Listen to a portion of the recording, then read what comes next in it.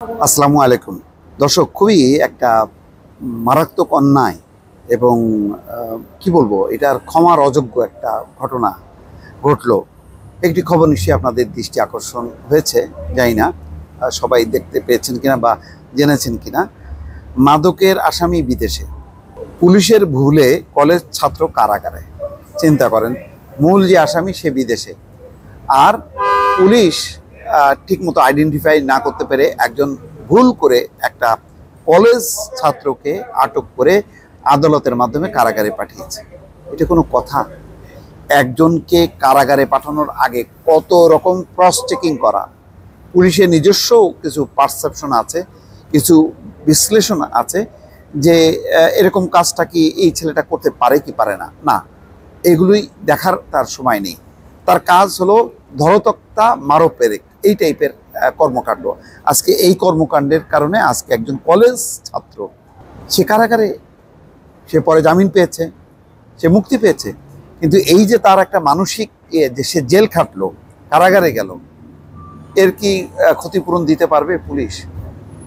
খবরে বলা হচ্ছে রাজশাহীতে পুলিশের ভুলে এক কলেজ ছাত্রকে কারাগারে পাঠানো হয়েছে। পরোয়ানাভুক্ত মূল আসামির সঙ্গে কলেজ শিক্ষার্থীর নাম ও বাবার নাম মিলে যাওয়ায় তাকে গ্রেপ্তার করে পুলিশ। গতকাল সোমবার আদালতের মাধ্যমে তাকে কারাগারে পাঠানো হয়। পরে ভুলের বিষয়টি জানাজানির পর আজ মঙ্গলবার তার জামিন হয়েছে বলে পুলিশ জানিয়েছে। ঠিক আছে, একদিন হলেও তো সে কারাগারে থাকলো। প্রশ্নটা হলো যে এই ভুলটা কেন হবে? এবং এই ঘটনা কিন্তু বাংলাদেশের একটা না, একাধিকবার কিন্তু হয়েছে এই পুলিশের মাধ্যমে। গ্রেপ্তার ওই শিক্ষার্থীর নাম ইসমাইল হোসেন। তিনি গোদাগাড়ি পৌরসভার ৫ নম্বর ওয়ার্ডের ফাজিলপুর গ্রামের আব্দুল করিমের ছেলে। মায়ের নাম মোসাম্মদ মনোয়ারা বেগম। তিনি গোদাগাড়ি সরকারি উচ্চ বিদ্যালয় ও কলেজের একাদশ শ্রেণীর মানবিক বিভাগের প্রথম বর্ষের ছাত্র। একটা বাচ্চা ছেলে। এটা পুলিশের কোনো বুঝতে পারে না যে এই ছেলে আসামি হইতে পারে না?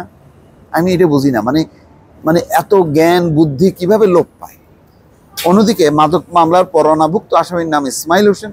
তিনি গোদাগাড়ি পৌরসভার ৫ নম্বর ওয়ার্ডের লালবাগ হেলিপ্যাড গ্রামের আব্দুল করিমের ছেলে।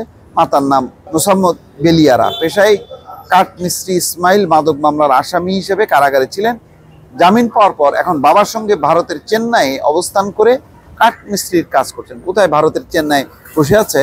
তো ভুক্তভোগী কলেজ শিক্ষার্থীর ভাই আব্দুল হাকিম বলেন, পুলিশের ভুলে আমার ছোট ভাই জেল খাটছে, না জানি তার মানসিক অবস্থা কতটা খারাপ।